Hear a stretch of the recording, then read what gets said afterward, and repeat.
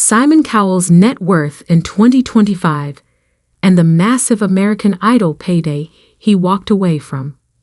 The sharp-toned AGT judge had been working in the music industry for 2 decades when he struck it big on television. If Simon Cowell had $1 for every time he crushed an aspiring singer's dream, he'd be, well, exactly what he is.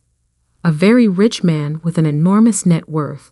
Of course, since starting his career in television at the age of 42, the famously acerbic music and TV mogul, known for American Idol, The X Factor, and the Got Talent franchise, has also nurtured a dream or two, putting the likes of One Direction and Leona on the map and making a fortune that way too.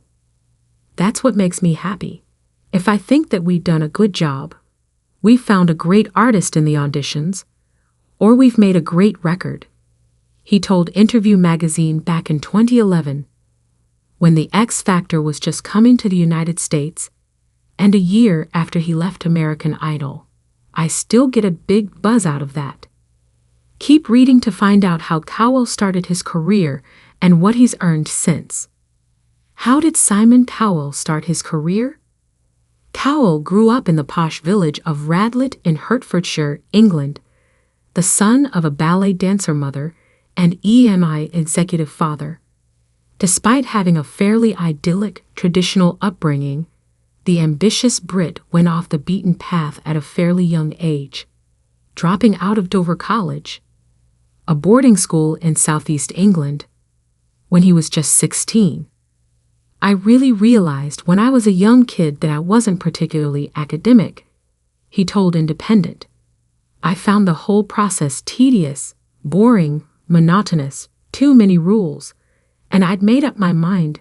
Then when I was 16, I'm out.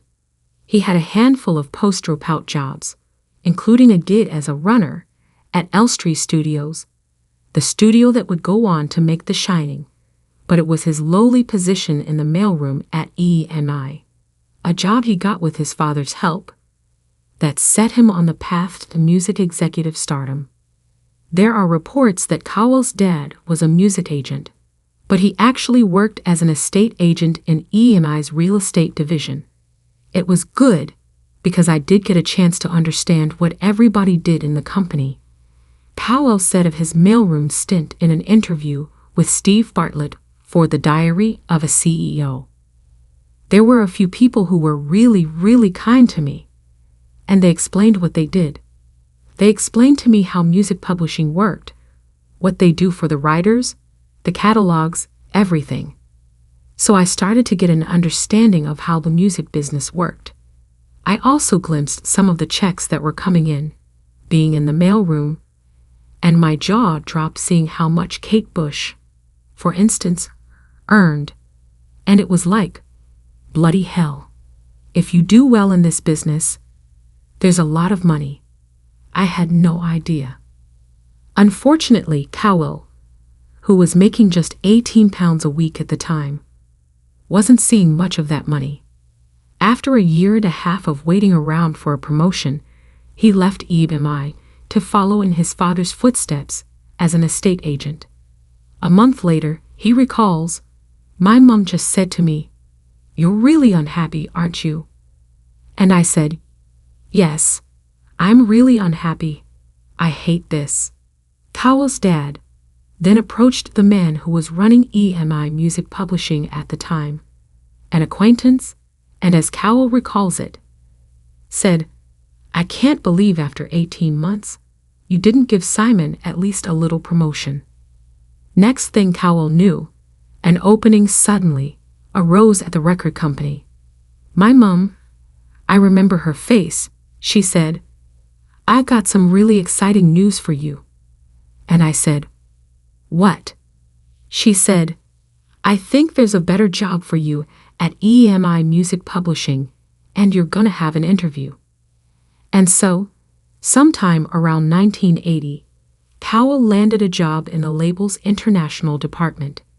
He was officially part of the music industry, but it would be another 20-plus years before he would become a household name. What did Simon Cowell do to get famous?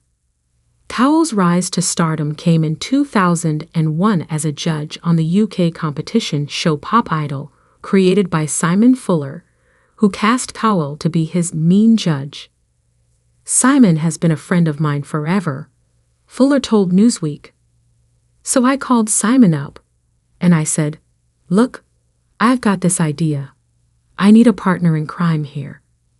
Although Cowell was instrumental in shaping Pop Idol and pitching it, as well as its overseas spin-off, American Idol, which premiered the following year, to networks, he did not have an ownership stake in the series. He did, however, negotiate royalty rights for his label, Psycho Records, later Psycho Music, meaning every recording released by an Idol contestant would ultimately line his pockets. I just felt instinctively that by using television as a vehicle, we would have a better chance of selling records.